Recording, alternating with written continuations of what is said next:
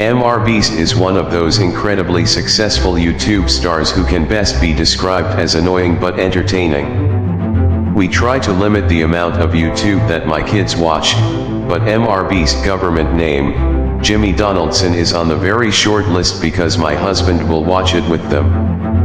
His videos, which are spread out among several channels based on category, make millions per month. As of May 2023, he had more than 210 million subscribers. Part of the appeal is that he'll do absolutely bonkers gimmicks and competitions, enticing people to compete in these challenges in order to win a ridiculous amount of money while also telling a story through great production value. In addition to the challenges, he also takes pride in being a huge philanthropist. Some of his videos are also outrageous but sweet, like the time he filled up his girlfriend's house with 100,000 roses for Valentine's Day, which sounded eye-rolling until Mr. Rosie made me watch it and I found myself genuinely entertained by the entire thing. While some of the videos feature fans competing in challenges and others focus on Donaldson's personal adventures, like the time he and a friend took an Uber ride across the country, there's also a subgenre in which MrBeast himself does the challenges. A few years ago, he spent 50 hours being buried alive in a coffin.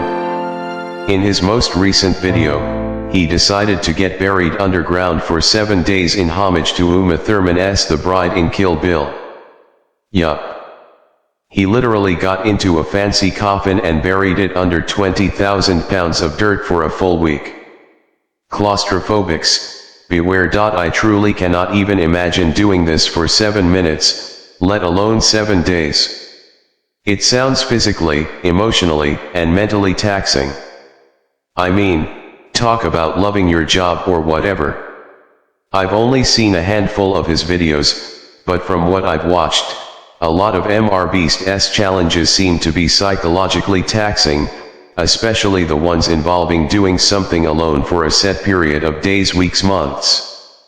And while I admit each video is told in a way that you want to see what happens in the end, I do have mixed feelings about a society and culture in which people are willing to do some of that crazy SHT for money. My take on Donaldson himself is that he saw a lot of success at a very young age. He started the channel at age 13, but it didn't blow up until he was 18, and I think it's a marvel that by all accounts, he's not a diva or an a-hole. From what I've read, he's tried to learn and grow and genuinely seems to actually want to help people.